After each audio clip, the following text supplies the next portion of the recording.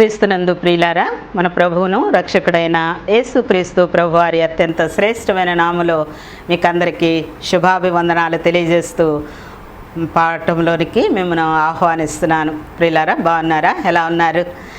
గత తరగతులన్నీ కూడా మీరు విన్నారని ఆశపడుతూ ఉన్నాను. ధన్యులుగా తీర్చబడటానికి దేవుడు మనకిచ్చిన ఈ మంచి అవకాశం, మరొక మారు హెచ్చరించబడటానికి దేవుడిచ్చిన అవకాశాన్ని బట్టి దేవునికి కృతజ్ఞతలు చెల్లిస్తూ మీరు నాతో కలిసి ఈ యొక్క కొండ మీద ప్రసంగంలోని 8, 9 కలిసి ధ్యానిద్దామండి. ఈ రోజుతోటి కొండ మీద ప్రసంగం ముగించబోతున్నాను ప్రియులారా. మరలా తిరిగి మొత్తం 40 పాఠాలుగా ధ్యానం చేయాలని దేవుని యొక్క చిత్తాన్ని బట్టి ఆశపడుతూ మీ ముందుకు రావటం జరిగింది. ఎంతో ప్రయాసతో దైవదాసులు ప్రోత్సాహంతో ఈ యొక్క మీడియా ద్వారా ఈ ఎవరు ధన్యులు అన్న పుస్తకాన్ని మీ మధ్యకు తేవటం జరిగింది. అనేకులు దీవించబడుచున్నట్లుగా వింటున్న సాక్ష్యాలను బట్టి, మీరు ఇస్తున్న సమాధానాలను బట్టి దేవునికి కృతజ్ఞతలు చెల్లిస్తున్నాను. మీరందరూ దీవించబడుతున్నారు, దేవుని దృష్టిలో ధన్యులుగా తీర్చబడుతున్నారని నేను ఎంతగానో ఆశిస్తూ మీ నిమిత్తం ప్రార్థన చేస్తున్నాను. మీ అందరి నిమిత్తం నేను అనుదినము ప్రార్థన చేస్తున్నాను. ప్రియులారా, నా కోసం మీరు కూడా ప్రార్థన చేయండి. ప్రియులారా, ఈ కొండ మీద ప్రసంగంలో 8వ మాటని 9వ మాటని మనం ధ్యానాంశాలుగా ఈ దినం ధ్యానం చేయబోతున్నాము. ధ్యానాంశముగా మత్తయి సువార్త 5వ అధ్యాయము 11వ వచనాన్ని నేను చదువుతున్నాను. దయచేసి వినాలని ఆశపడుతున్నాను. ప్రియులారా, నీతి నిమిత్తము హింసింపబడువారు ధన్యులు, పరలోక రాజ్యము వారిది. నీతి నిమిత్తము హింసింపబడువారు ధన్యులు, పరలోక రాజ్యము వారిది. 9, నా నిమిత్తము జనులు మిమ్మల్ని నిందించి హింసించి మీ మీద అబద్ధముగా చెడ్డ మాటలెల్ల పలుకున్నప్పుడు మీరు ధన్యులు, సంతోషించి ఆనందించుడి, పరలోకమందు మీ ఫలము అధికమగును. నీతి నిమిత్తము హింసింపబడువారు ధన్యులు, పరలోక రాజ్యము వారిది. మీకు జ్ఞాపకం ఉన్నదండి, మొదటి మాటగా ఆత్మ విషయమై దీనులైన వారు ధన్యులు, పరలోక రాజ్యము వారిది. ఇక్కడ కూడా నీతి నిమిత్తం హింసింపబడు వారు ధన్యులు, పరలోక రాజ్యము వారిది. ఈ రెండు కలిపి చెప్తున్నాను నేను, జాగ్రత్తగా వినండి. పరలోక రాజ్యము ఎవరిది అంటే ఆత్మ విషయమై దీనులైన వారిది, నీతి నిమిత్తము హింసింపబడు వారిది. వీళ్ళకంట పరలోక రాజ్యం. పరలోక రాజ్యం వెళ్ళాలని మీకు ఇష్టమేనండి? పరలోక రాజ్యం తండ్రి సన్నిధి, అక్కడి నుండే వచ్చాం మనం, మళ్ళీ అక్కడికే వెళ్ళాల్సిన వాళ్ళం. మన పౌరసత్వం పరలోకంలో, మన రాజ్యం అది, మనం అక్కడికి వెళ్ళాలి.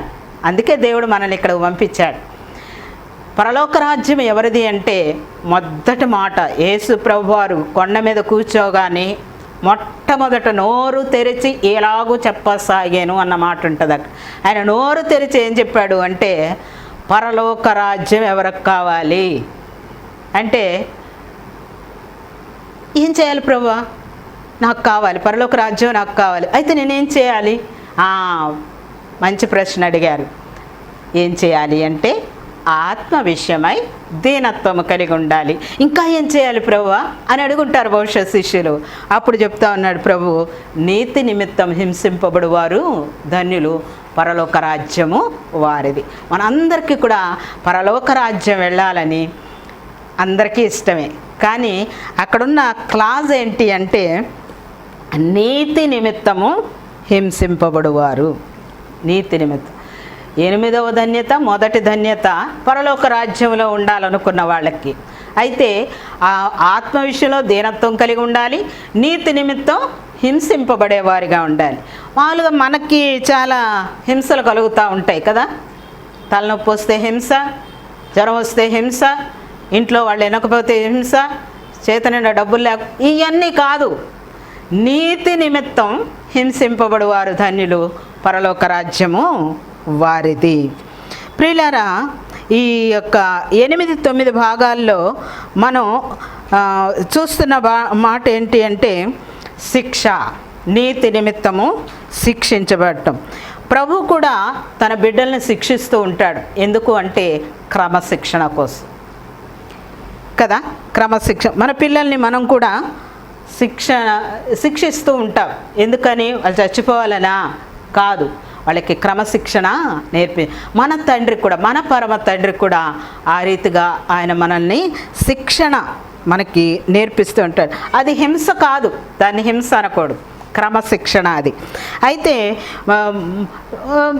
ఒక రకంగా మన చట్టాలు, మన శాసనాలు ఇవన్నీ కూడా క్రమశిక్షణ తేవటానికే శిక్షిస్తూ ఉంటారు, క్రమశిక్షణలోనికి నడిపించటానికి. కానీ అక్కడ ఎంతవరకు నేర్చుకుంటున్నారు? చిన్నపిల్లలకి వేరుగా జైల్స్ అయినప్పటికీ కూడా వారిలో కొంచెం పరివర్తన తేవటానికే ప్రభుత్వాలు కూడా కృషి చేస్తూ ఉన్నాయి. అయితే ఎంతవరకు నేర్చుకుంటున్నారు, ఎంతవరకు క్రమశిక్షణలోనికి వస్తున్నారు అన్నది మాత్రం ప్రశ్నార్థకంగా ఉన్నట్లు నేటి దినాల్లో మనం చూస్తూ ఉన్నాం. అనేకులు ఈ యొక్క సాతాను బందీలుగా ఉండి మనస్సాక్షి మొద్దుబారిపోయే పరిస్థితిలోనికి వచ్చేస్తున్నారు ప్రియులారా.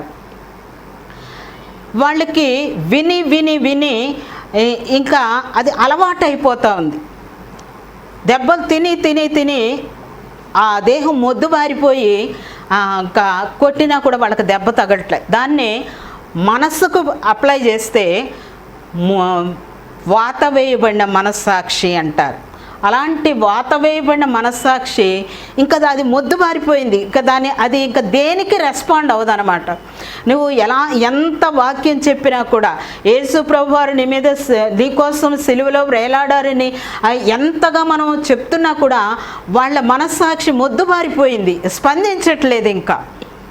కాబట్టి అలాంటి మొద్దుబారిపోయినటువంటి మనస్సాక్షితో ఉంటే వాళ్ళు క్రమంగా ఆ రీతిగా క్రమంగా జరిగి జరిగి జరిగి వాళ్ళు ఎక్కడ దాకా జరుగుతారు అంటే నరకంలోకి జారిపోతారు ప్రియులారా. అలాంటి వాళ్ళను ఉండకూడదు అని యేసయ్య చెప్తూ ఉన్నాడు. కానీ కొంతమంది నీతి నిమిత్తం హింసింపబడే వాళ్ళు ఉన్నారు. నీతి నిమిత్తం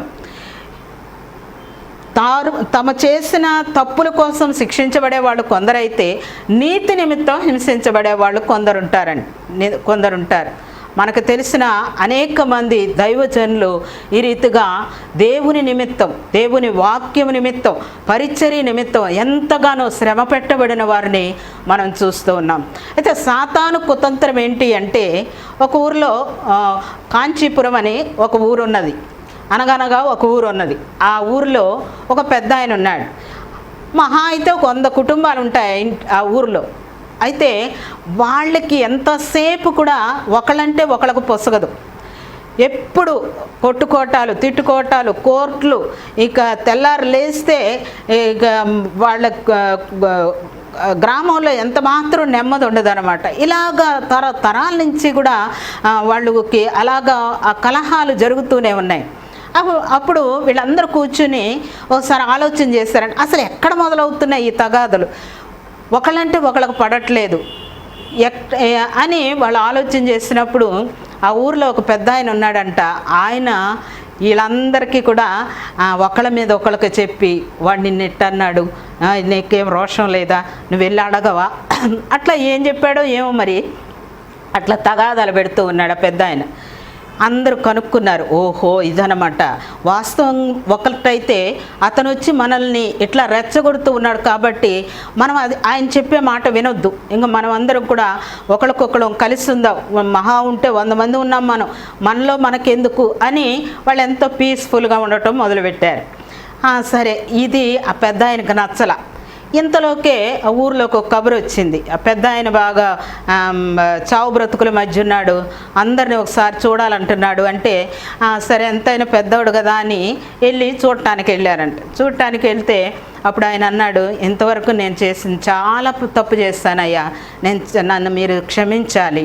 మీకు అందరికీ ఒకళ్ళకి కాకుండా నేను తగాదులు పెట్టి మీ అందరూ కొట్టుకునేటట్టు కలహాలకు మూల కారణమయ్యాను కాబట్టి మీరందరూ నన్ను క్షమించండి అని మున్నీరుగా ఏడ్చి దండాలు పెట్టి వాళ్ళందరినీ బ్రతులాడుకుంటా చేతులు పట్టుకుని బ్రతులాడుతున్నాడని. బ్రతులాడుతుంటే అప్పుడు వాళ్ళు అన్నారు, సరేలే పెద్దవాడు కదా, సరేలే పోతే పోయిందిలే, మేము క్షమించాలే, ఊరుకోండి, ఎందుకులే మీరు ఏడవబాకండి అని వాళ్ళు చెప్తారు. అప్పుడు ఆయన అంటాడు, లేదయ్యా, మీరు నన్ను నిజంగా మనస్ఫూర్తిగా క్షమిస్తే మీకు చేసిన ఆ పాపానికి నాకు పరిహారం కావాలి అంటే మీరందరూ తలా ఒక దెబ్బ నన్ను కొట్టండి. అప్పుడు మీరు మనస్ఫూర్తిగా నన్ను క్షమించారు, నా పాపానికి ప్రాయశ్చిత్తం అయ్యింది అని నేను సంతోషిస్తాను, ప్రశాంతంగా కన్ను మూస్తాను అని అడుగుతాడు. వాళ్ళు ఎవరే నువ్వు దెబ్బ పడితే చచ్చిపోయేటట్టున్నావు, నిన్ను మేము ఎట్లా కొట్టేము అంటే అట్టట్ట కాదు అని వాళ్ళ కాళ్ళు వేళ్ళబడి బ్రతులు ఆడుతూ ఉంటే సరే అని అందరు తలా ఒక దెబ్బ వేశారంట. ఇంకేముంది పెద్ద ఆయన పట్టిమన్నాడు. టపీమనేటప్పటికి ఇంతలోకి పోలీసు వాళ్ళు వచ్చారు. ఊరోళ్ళందరూ కలిసి ఆ పెద్ద ఆయన్ని కొట్టి చంపారు అన్నది అభియోగం. అందరిని తీసుకెళ్ళి జైల్లో పెట్టారు. ఇంకేముంది, ఇప్పుడు దాకా కొట్టుకుని జైలుకి వెళ్ళారు, ఇప్పుడు వాళ్ళు కొట్టుకున్నందుకు జైలుకి వెళ్ళారు, ఇప్పుడు కూడా వెళ్ళి ఆ జైల్లోనే ఉన్నారు. వాళ్ళ జీవితాలు ఆ రీతిగా ముగిసిపోయినాయి. చూసారా ప్రియులారా, అది సైతాను చేసే కుతంత్రం అండి. ఒప్పుకున్నట్టే ఒప్పుకుంటాం కానీ అది యథార్థమైన ఒప్పుదల కాదు. దాని వెనక కూడా ఏదో కపటం ఉంది, దాని వెనక కూడా ఏదో కుతంత్రం ఉంది. సైతాను పెట్టే ప్రలోభాలు అలా ఉంటాయి.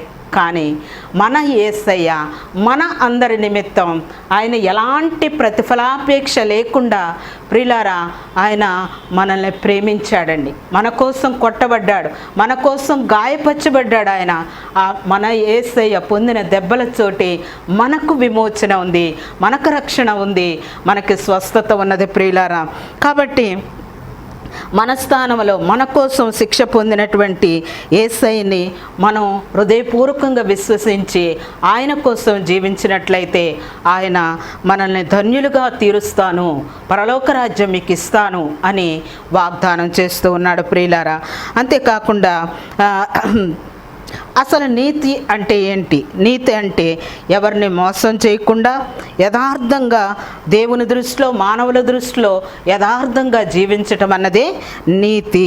అదే ద్వితీయోపదేశకాండము 6వ అధ్యాయము 25వ వచనంలో ఉంటుంది. మనం ఆయన ఆజ్ఞలను అనుసరించి నడుచుకుని ఎడల మనకు నీతి కలుగును. మనము ఆయన ఆజ్ఞలను అనుసరిస్తే మనకు నీతి కలుగుతుంది. ఆ నీతి మనల్ని మరణాన్నించి నరకాన్నించి తప్పిస్తుంది, మనల్ని ధన్యులుగా చేస్తుంది. నీతిమంతులకు ఏంటి ప్రతిఫలము అంటే మేలు ప్రతిఫలంగా వస్తుంది. మేలు అంటే ఆశీర్వాదం, ధన్యత, ఇంకా అభివృద్ధి, ఇవన్నీ కూడా చెప్పుకోవచ్చు. నీతిమంతులకు మేలు ప్రతిఫలంగా వస్తుంది. ప్రియులారా, ఎందరో దైవ సేవకులు మిషనరీలు నీతి నిమిత్తం హింసించబడ్డారు. ఎందుకు అంటే వాళ్ళు సువార్తను బోధించినందుకు. ఏం వార్త అండి? సువార్తను బోధించినందుకు.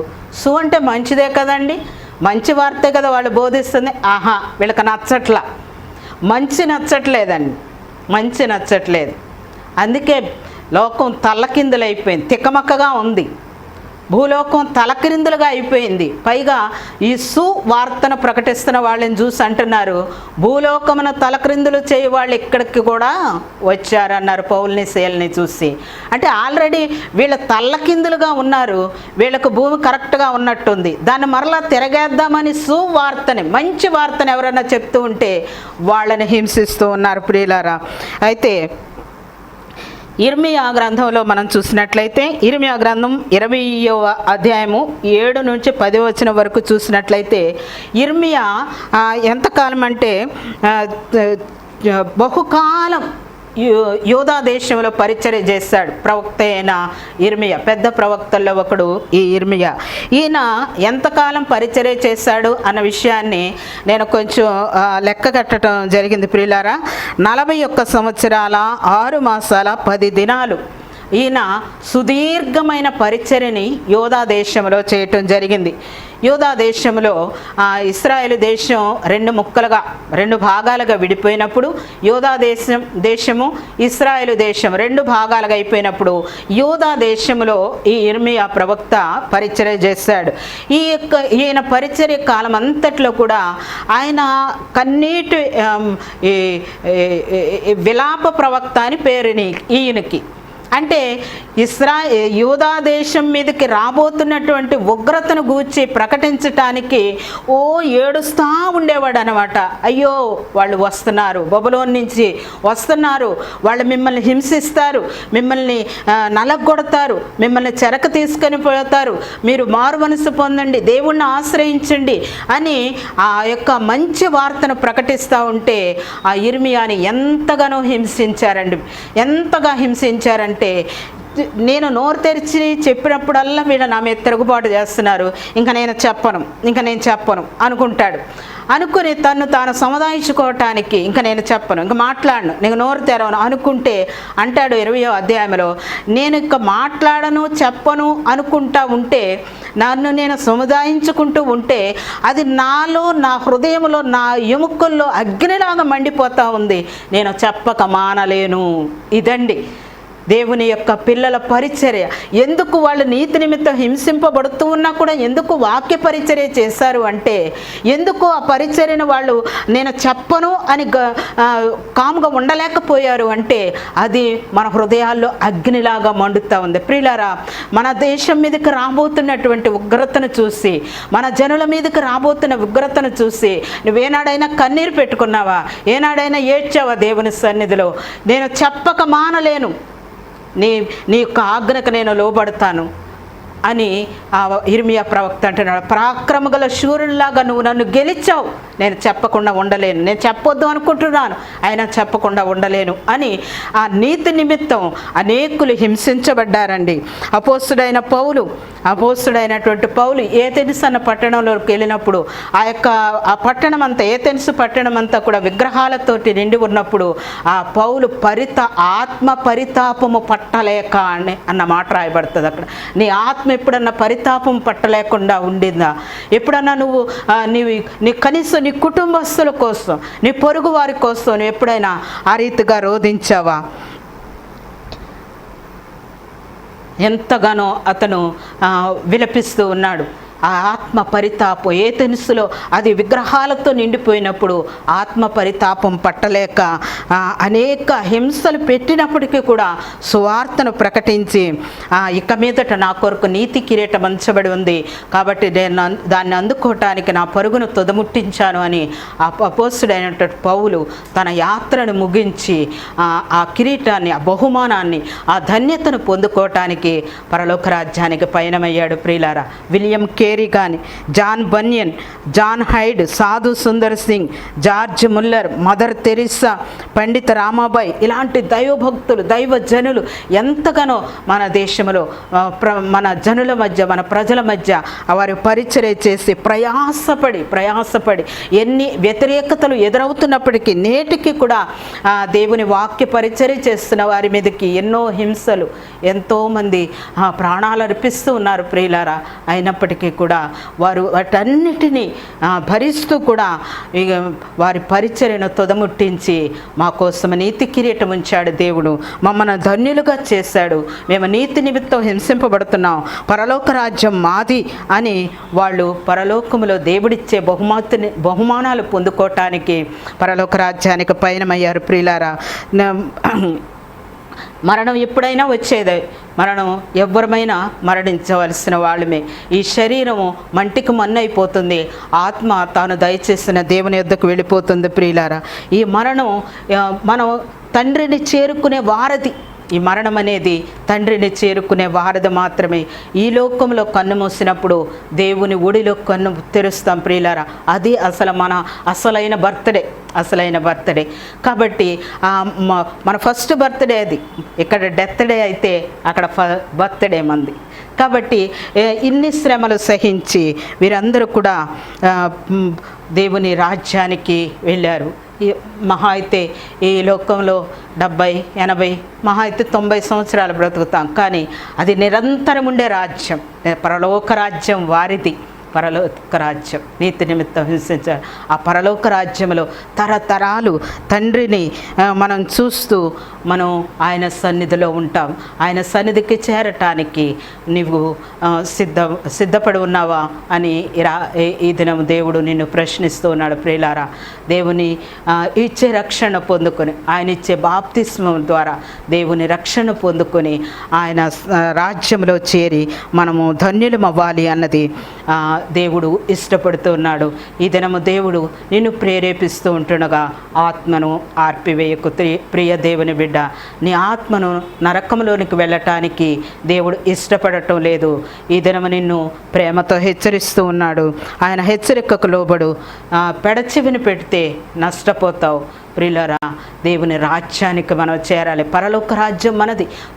మన పౌరసత్వం పరలోకంలో ఉంది. మనం అక్కడికి చేరవలసిన వాళ్ళు. మన తండ్రి అక్కడ ఉన్నాడు, మనం అక్కడికి వెళ్ళిపోవాలి. ఈ దేహాన్ని విడిచిన తర్వాత దేవుని సన్నిధిలో నిరంతరం ఉండటానికి మనం వెళ్ళవలసిన వారు ఉంటున్నాం. కాబట్టి అట్టి పిలుపును అందుకొని దేవుని సన్నిధికి చేరటానికి మనం నిరంతరం సంసిద్ధులుగా ఉండాలి అని దేవుడు కోరుకుంటున్నాడు.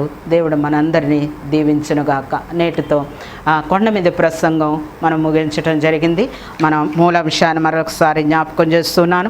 నీతి నిమిత్తం హింసింపబడు వారు ధన్యులు, పరలోక రాజ్యము వారిది. నా నిమిత్తము జనులు మిమ్మల్ని నిందించి హింసించి మీ మీద అబద్ధముగా చెడ్డ మాటలలో పలుకున్నప్పుడు మీరు సంతోషించి గంతులు వేయండి, ఆనందించండి. పరలోకంలో మీ ఫలము అధికమవుతుంది. మనకంటే ముందున్నవారు ఆ ఫలాన్ని అందుకోవటానికి పరలోక రాజ్యానికి పయనమయ్యారు. మనం కూడా ఎప్పటికైనా వెళ్ళవలసిన వాళ్ళమే. కాదంటే మనం సిద్ధపడాలి. అలాంటి రక్షణ నిశ్చయత నీకున్నదా? బాప్తిస్మం పొంది దేవుని రాజ్యంలో చేర్చబెట్టడానికి పరిశుద్ధాత్మ దేవుడు సహాయం చేయనుగాక. దేవుడు తన పరిశుద్ధ మాటల్ని మన మధ్య దీవించునుగాక.